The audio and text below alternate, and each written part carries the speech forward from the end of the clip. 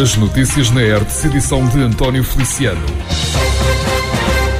Esta sexta-feira ficou marcada pela realização de nova greve na função pública, ação de protesto que, em Tomar, por exemplo, no que diz respeito às escolas, causou evidentes transtornos a crianças e jovens, assim como a pais e encarregados de educação. Foi o caso daquilo que aconteceu no Jardim de Infância e na Escola Básica Raul Lopes, do agrupamento Nuno de Santa Maria, onde os portões nem chegaram a abrir. Celeste Sousa, diretora desta entidade, em declarações à Hertz, confirmou este cenário. Numa visão mais global, a professora referiu que a greve se estendeu a cerca de 20 dos 80 assistentes operacionais daquele agrupamento. Esta greve, fizeram esta greve sobretudo assistentes operacionais, num agrupamento com cerca de 80, por assim dizer, fizeram 20.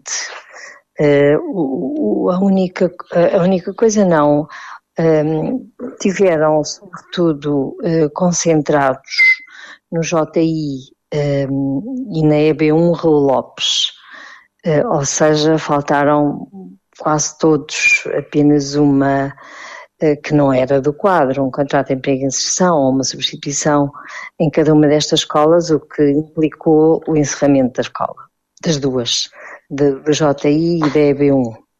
As outras escolas estão todas a funcionar e é muito residual o número de funcionários que está a fazer greve, mesmo muito residual, o que não impediu o normal funcionamento de todas as outras escolas do agrupamento.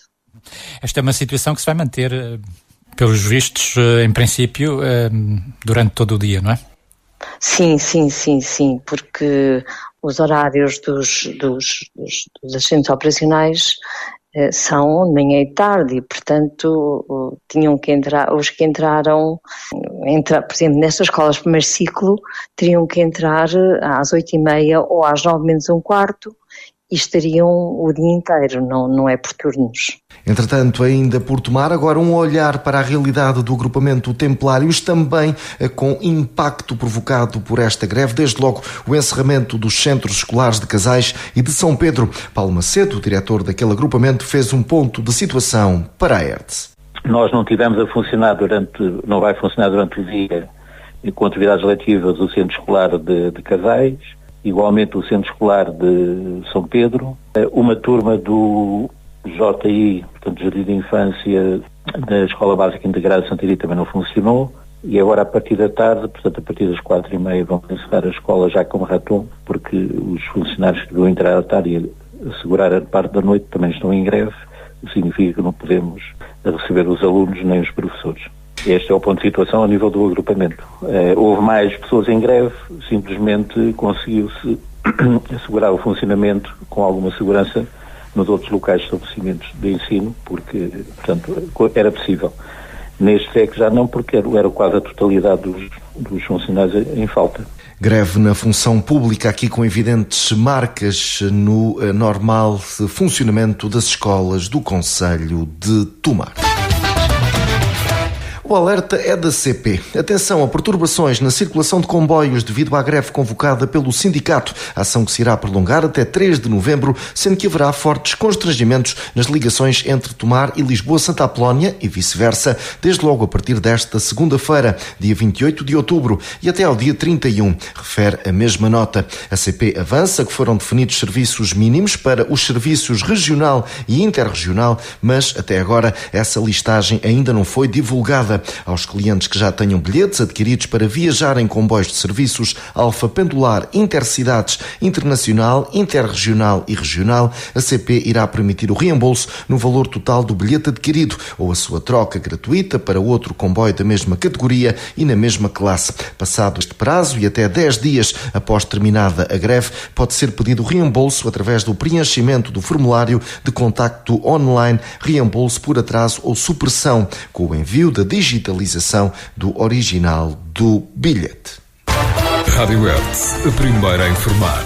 A Câmara de Tomar vai avançar com a adjudicação da obra de construção de um novo jardim de infância Raul Lopes à empresa Canas Engenharia e Construção, numa intervenção que está orçada na ordem dos 3.300.000 euros. Esta proposta será colocada ao Executivo em reunião que irá decorrer nesta segunda-feira, 28 de outubro. Está assim em causa uma intervenção aguardada há largos anos pela comunidade educativa, desde logo por quem tem feito o dia-a-dia daquele JI, um edifício com evidentes sinais de degradação.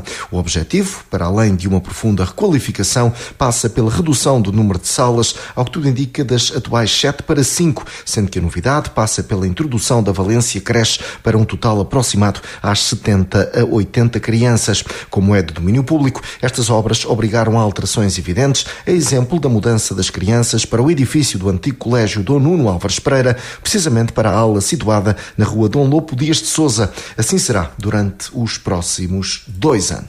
Rádio Hertz. Informação. Há mais transtornos no caminho das grávidas do distrito de Santarém, neste caso com o fecho das urgências de obstetrícia e de ginecologia do Hospital da capital escalabitana. A partir deste sábado, inclusivamente, um fecho que se prolonga por domingo e segunda-feira, dias 27 e 28 de outubro. Depois haverá registro para a reabertura na terça, só que na quarta, 30, essas limitações serão novamente uma realidade. Assim garante o Ministério da Saúde, através da plataforma criada para o acompanhamento das urgências de norte a sul do país. Perante este quadro, as grávidas sob área de referência do Hospital de Santarém devem dirigir-se à unidade Dr. Manuel Constâncio, em Abrantes, ainda que neste particular o gesto prioritário seja mesmo de contactar a linha de saúde 24 através do 808 24 24 24, de onde haverá o encaminhamento perante as necessidades colocadas. Há residentes em Casais Alviobeira que já se arrependeram de ir para Olalhas para poder ter médico de família. O lamento é de João Luís Alves, presidente daquela União de Freguesias do Concelho de Tomar. Em recente entrevista na Hertz, o autarca fez assim um ponto de situação em torno do acesso aos cuidados primários de saúde, não deixando de recordar que vários utentes foram desviados do seu território e induzidos em erro, precisamente para se inscreverem como utentes em Olalhas. Isso foi uma situação muito desagradável, porque todos nós sabemos que os USFs dependem do número de utentes. Quanto mais utentes tiverem, mais capacidade terão, até em termos financeiros, não é? Os próprios médicos beneficiam disso. E, portanto, o que houve ali foi uma forma desagradável de desviar pessoas para lá. Repare, pessoas da Soianda foram com medo de ficarem sem médico de família, porque também eram induzidos em erro. Diziam já, você nunca mais vai ter médico, você se não for para as Olalhas nunca mais vai ter médico. Foram induzidas a erro de uma forma desleal e foram para lá, efetivamente, para as Olalhas. Agora já me dizem, eu já estou arrependido porque afinal vocês têm aqui o médico tão perto, porque é que nos enganaram? Portanto, isso foi muito desagradável, de facto, e originou situações muito complicadas. Eu próprio, a GNR, estive a chamar a GNR porque telefonaram uma vez a dizer, olha, aqui na Soiana estão a dar papéis a dizer, assina, senão não vais ter médico. Isso é muito triste, enganarem as pessoas. Em Casais e Alviobeira, recorde-se, há não muito tempo chegou a haver registro para postos de saúde na Venda Nova, em Casais e na Soianda. E tudo funcionou bem enquanto houve médicos, recorda João Luís Alves, que depois explicou a necessidade de centralizar recursos em Alviobeira, onde estão 2 clínicos que chegam para as necessidades. Tudo funcionou bem enquanto havia médicos, depois os médicos foram começando a escassear. As condições também de trabalho desses médicos nessas tensões também não eram as melhores. Tivemos que, em determinada altura, fazer algumas alterações. Encontrou-se a situação de passar tudo para Alviobeira, porque tem uma maior capacidade e estava bem localizado, embora bem localizado, podemos dizer que estava num extremo da freguesia, mas tem ali bom estacionamento, tem enfim, boas condições. Foi possível fazer algumas melhorias. Já se pintou o edifício, já fizeram-se mais algumas alterações no interior, falta colocar ainda o ar-condicionado. O centro de saúde tem ali, de facto, excelentes condições. Foi possível trazer para lá um médico, que é o Dr. Gomes Branco, enfim, que está numa situação que não é uma situação definitiva, mas que neste momento está a funcionar. A doutora Anete e o Dr. Gomes Branco estão ali a trabalhar e conseguem dar resposta às situações, dão respostas de uma forma perfeitamente normal, não há filas, não há as consultas são marcadas previamente. A Junta de Freguesia também, que naqueles casos de pessoas que não têm capacidade de mobilidade, sempre que é solicitada, está a transportar essas pessoas. Eu já fui algumas vezes, o meu colega Luís Freire também já foi. Sempre que é possível e sempre nos solicitam, nós vamos buscar as pessoas a casa e vamos com elas ao médico, não tem problema nenhum. Abordagem aos cuidados primários de saúde na freguesia de Casais e Alviobeira, concelho de Tomar. Rádio Hertz, a primeira a informar. Paialvo continua a registar uma tendência de aumento de cidadãos estrangeiros a fixarem-se na freguesia. A constatação é feita por Amâncio Ribeiro, presidente daquela junta do Concelho de Tomar. Em recente entrevista na Hertz, o autarca disse mesmo que não sabe se este cenário é bom ou mau, justificando as suas dúvidas em torno da maior capacidade financeira de quem vem de fora, comparativamente com os paialvenses, em especial aqueles que querem regressar a casa. Amâncio Ribeiro disse que Paialvo oferece sossego e tranquilidade, o que torna o território atrativo para os estrangeiros, mais ainda quando têm transportes e vias rápidas à porta de casa. Continua. Não sei se será bom ou se será mau. Porquê que diz isso? Porque de residentes ou que estão cá, que são dali ou que estejam para fora e queiram comprar ali, a comparação de preço de um para o outro começa a aumentar e as pessoas depois começam a não querer, a não poderem comprar, o poder de compra começa a ser menor para as pessoas de cá do que para os estrangeiros. Portanto, eu não sei se será bom, se será mau. Existe N deles e continua a haver e continua a comprar e são todos bem-vindos, não é por isso. Eu só estou a dizer é que será bom ou não para os de cá. Pois para quem cá está, os paialvenses não têm o mesmo poder de compra. Não terem o mesmo poder de compra, porque eles vão lá, vão por trás e oferecem X e acabou por comprar, eles compram, enquanto os paialvenses, coitados, é o dia a dia contato, como diz o outro, e poderão não ter poder de compra para poder comprar. O que é que essas pessoas encontram em Paialvo? O que é que procuram em Paialvo? Eu acho que é mais o sossego. Paialvo é pacato, é tranquilo, eu acho que é mais por isso, costuma-se dizer que é um paraíso, né? Mas é mesmo, aquilo é a nível de sons, a nível de pronto, não tem, e as pessoas acho que procuram o bem-estar do dia a dia, toda a gente fala com toda a gente dá bem, não há, pronto, eu acho que é mais por isso que as pessoas estão a procurar, e depois o local, portanto, é muito próximo, tem um apeadeiro perto, tem um comboio parte perto, tem autocarros, tem tudo, a nível de deslocação também é tudo simples, tem as estradas, tem as vias rápidas logo para mim perto, mas se formos a ver, é tudo, portanto, tudo isso também conta. Paialvo, freguesia do Concelho de Tomar, continua a registrar uma tendência de aumento de cidadãos estrangeiros a fixarem-se naquela freguesia. Rádio Hertz, informação. A Câmara de Mação deu um passo muito significativo na prestação de cuidados médicos à sua população, neste particular através da assinatura de um protocolo com a Fundação Álvaro Carvalho, acordo que visa proporcionar uma rápida e eficaz resposta relativamente à especialidade médica de oftalmologia, em especial na operação às cataratas, ou seja, os doentes residentes no concelho que tenham essas limitações de visão e que necessitem de intervenção cirúrgica serão selecionados pela Fundação, em articulação com os médicos do Centro de Saúde de Mação. O custo total por operação e doente ronda os 1.100 euros, verba suportada em 50% pelas duas entidades envolvidas neste processo. A assinatura do protocolo decorreu no Salão Nobre da Câmara de Mação, à altura em que Vasco Estrela, presidente da autarquia, aponta para uma intervenção de dimensão social.